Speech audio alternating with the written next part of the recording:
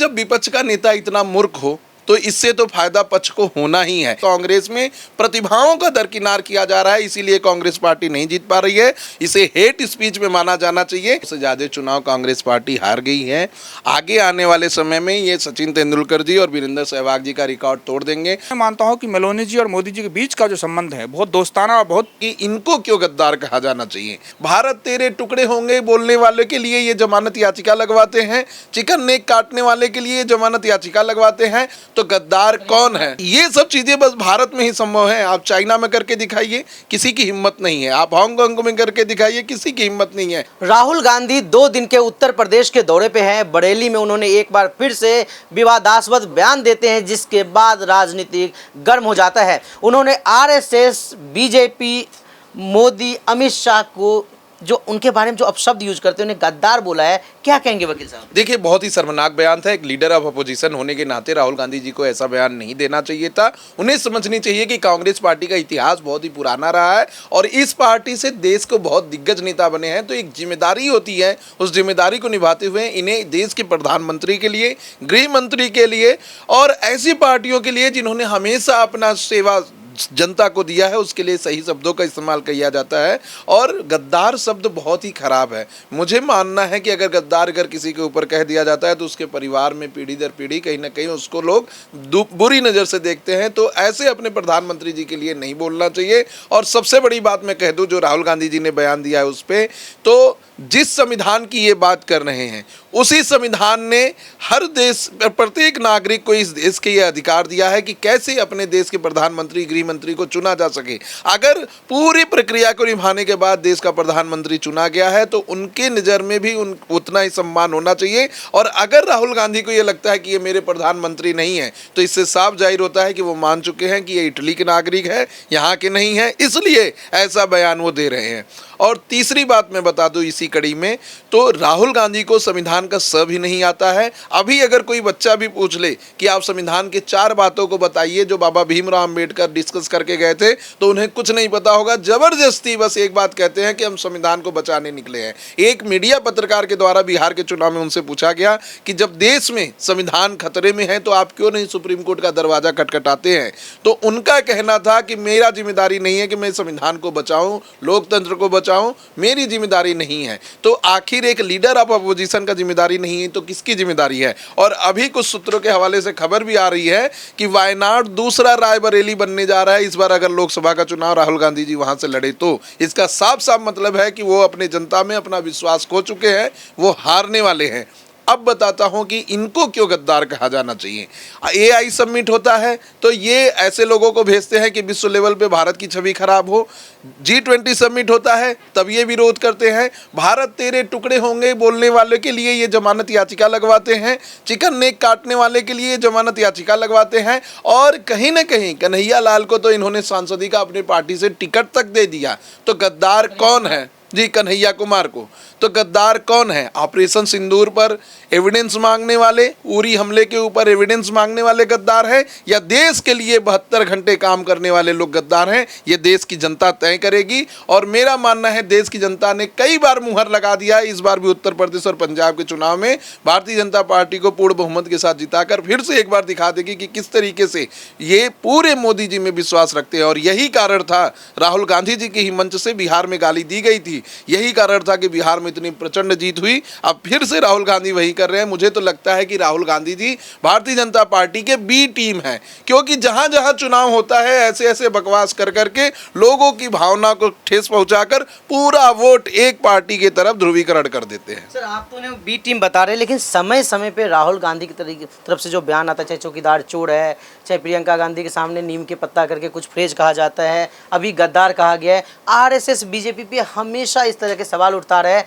और जेन जी का एग्जाम्पल दिया जाता है कि यह भड़काने की कोशिश हो रही है। देखिए, पूरी तरीके से भड़काने की कोशिश हो रही है। पिछले दिनों हमने देखा जब नीट का पेपर आउट हुआ था तो वहां पर अरविंद केजरीवाल भी अपने प्रेस कॉन्फ्रेंस के द्वारा कह रहे थे कि आपको बांग्लादेश और नेपाल जैसी घटना को भारत में कर देना चाहिए।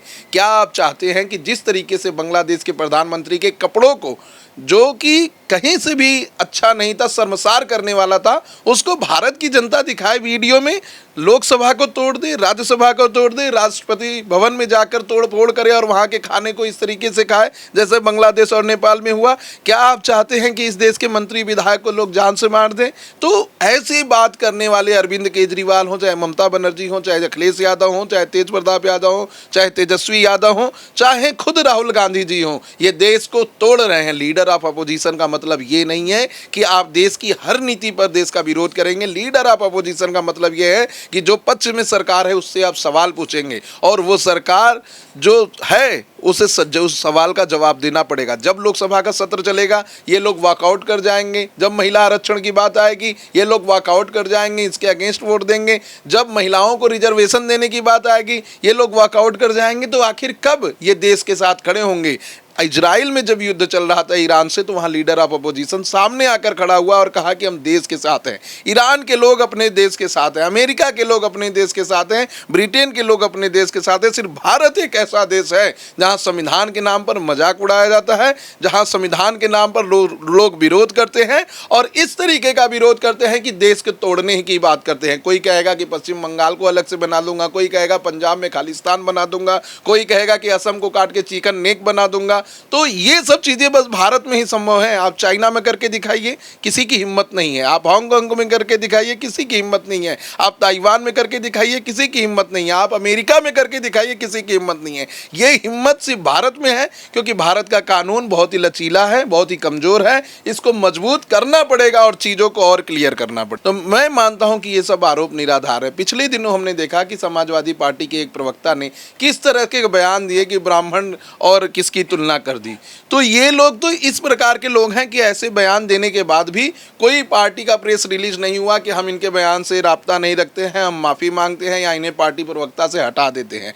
कुछ नेता ऐसे हैं समाजवादी पार्टी में जो रामायण की प्रतिलिपि जलाएंगे, जो महाभारत की प्रतिलिपि जलाएंगे और उसके लिए उनको कोई जवाब नहीं देना पड़ता है। लेकिन जब यही अपोजिशन में कोई करता है तो उसके लिए ये लोग ऐसे ऐसे बातों को बोलते हैं जो कि संवैधानिक रूप से सही नहीं है। अगर जो राहुल गांधी जी बोले हैं उसकी अगर लीगल वैलिडिटी की बात करें तो article 19 sub clause 1 sub clause A में साफ साफ right to freedom of speech and expression के बारे में लिखा है। लेकिन उसके एक लिमिटेशन है, ड्यूटी है, और वो ड्यूटी में कहा जाता है कि आप against the sovereignty, against the public morality, against the health, ये सब कोई बयान नहीं दे सकते जो कि सरकार को, समाज को, देश को तोड़ने वाला हो। इसे हेट स्पीच में माना जाना चाहिए। हालांकि मैं जानता हूं कि भारतीय जनता पार्टी इस पर कोई केस नहीं कराएगी क्योंकि अगर राहुल गांधी जी जेल में हो गए तो हो सकता है कि इनका चुनाव प्रचार थोड़ा कमजोर पड़ जाए और जब तक राहुल गांधी जी बाहर रहेंगे तो चुनाव प्रचार मजबूत रहेगा और भारतीय जनता पार्टी को हराने वाला कोई नहीं रहेगा। विपक्ष के नेता से उनको क्या फायदा होने वाला है अगर जेल में जाएंगे? देखिए, जब विपक्ष का नेता इतना मूर्ख हो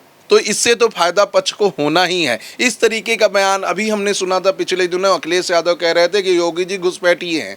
तो उत्तराखंड और उत्तर प्रदेश तो एक में था। सन 2000 में ऐसा निर्णय लिया गया कि दोनों क्षेत्रफल ज़्यादा हो रहे हैं, आबादी ज़्यादा हो रही है, तो इसके लिए इसको अलग किया जाए। अब उसमें एक प्रदेश के मुखिया को ये कहा जा रहा है कि ये घुसपैठिए हैं। घुसपैठिए शब्द का उपयोग, गद्दार शब्द का उपयोग किसके लिए करना चाहिए इनको ये नहीं पता है। देश की जनता ने जिस तरीके से बिहार की जनता ने जवाब दिया था वैसे ही उत्तर प्रदेश की जनता जवाब देगी। आदरणीय प्रधानमंत्री जी को माँ बहन की गाली एक मंच से दी गई थी, पूरे बिहार की महिलाओं ने उसे अपने ऊपर ले लिया था और उन्होंने इसका विरोध किया था। आगे भी आप देखेंगे वैसा ही होगा। पूरे उत्तर प्रदेश की महिला बहनें एक तरीके से योगी जी को सपोर्ट करेंगी और फिर से मुख्यमंत्री चुनाव जिता कर लाएंगे। सर, लेकिन मोदी जी भी तो जो लोगों से अपील करते हैं, कहते हैं कि तेल का खपत कम करिए, विदेश यात्रा का अवॉइड करिए, सोना नहीं खरीदिए, तमाम तरह के वादे लोगों कहते हैं, लेकिन खुद विदेश यात्रा पे चले जाते हैं, खुद वहाँ पर जाकर के नॉर्वे में भी डील करते हैं, इटली में मेलोडी गिफ्ट करते हैं। देखिए, जो लोग इस पे भी सवाल कर रहे हैं बस बहुत अच्छा बात आपने अंत में जोड़ दिया कि राहुल गांधी इस पे सवाल कर रहे हैं, क्योंकि एक मूर्ख ही ऐसा सवाल कर सकता है, उसके अलावा कोई नहीं। ये देश है जो अपनी मातृभूमि के लिए बलिदान देना चाहता है। इस देश की महिलाएं हैं जिसने 18 साल, 19 साल, 20 साल, 21 साल के बच्चों को देश की सुरक्षा में जान गंवाए हैं। इस देश के नेता हुआ करते थे जो कहते थे तुम मुझे खून दो मैं तुम्हें आज़ादी दूंगा। राष्ट्रपिता महात्मा गांधी जी का भी बयान था, करो या मरो। तो देश के लिए जब जब सर्वोच्च बलिदान की बात आएगी देश का हर नागरिक देगा। और आज़ादी के बाद, कॉन्स्टिट्यूशन लागू होने के बाद एक बहुत ही बड़े नेता हुए जिन्होंने भुखमरी की स्थिति को रोकने के लिए कहा था कि आप हफ्ते में एक दिन का फास्ट करो।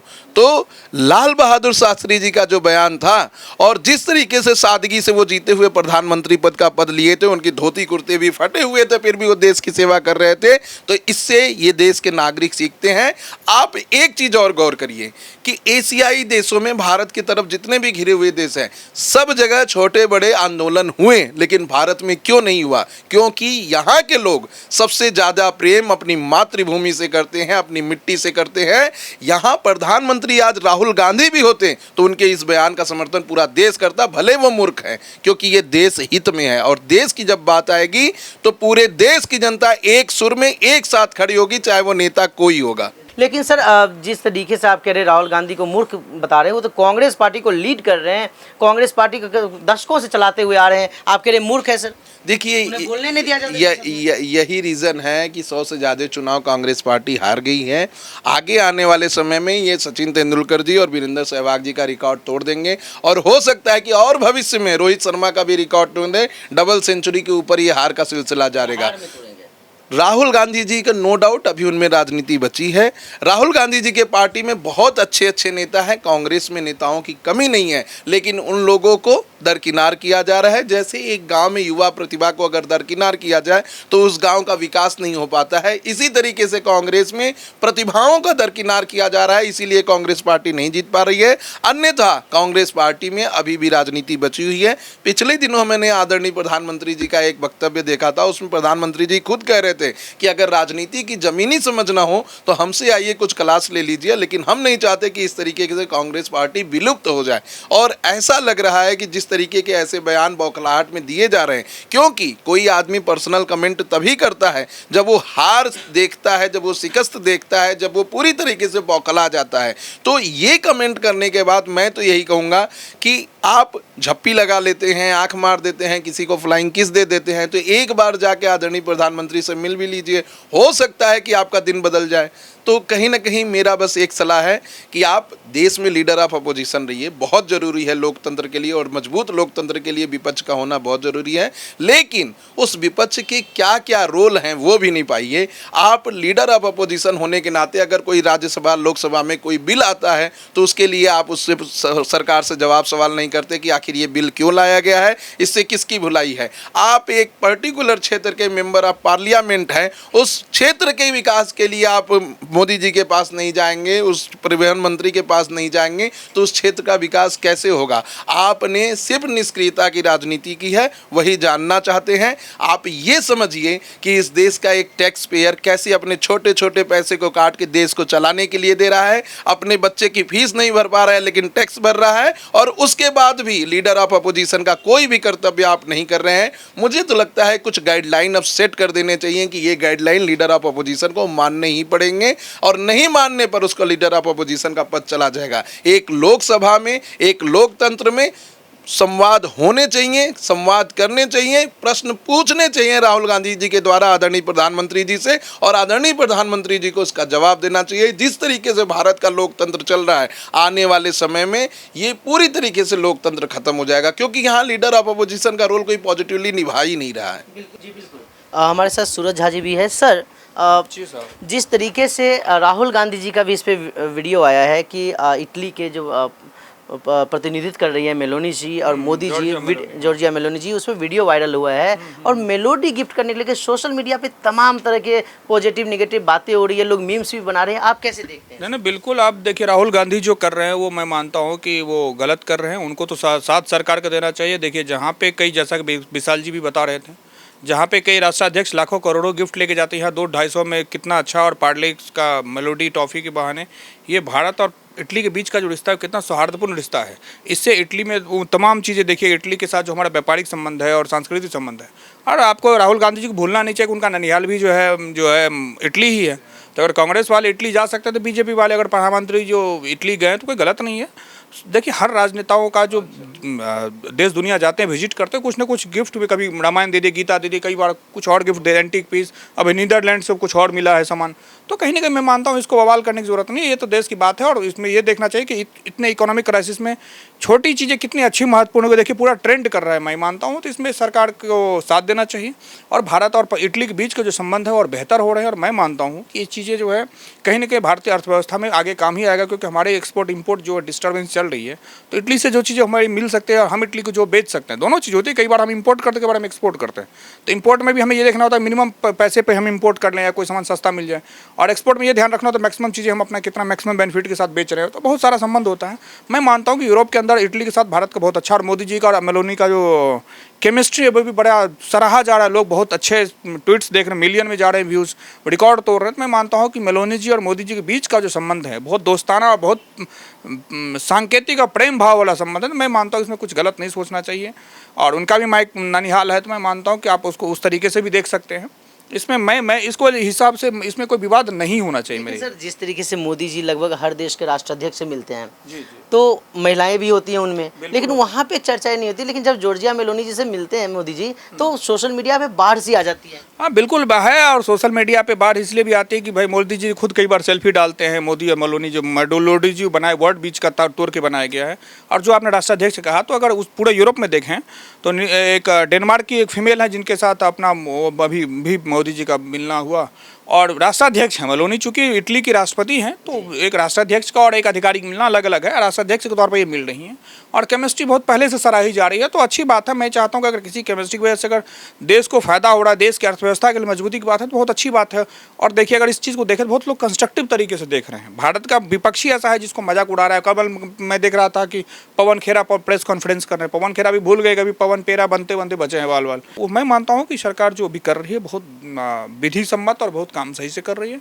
इसको जनता को और विपक्ष को इस चीज़ को कंस्ट्रक्टिव वे में लेकर के करना चाहिए। अगर आपको कोई सवाल ही पूछना है तो उसके लिए आप पार्लियामेंट है, पार्लियामेंट में सरकार से पूछिए।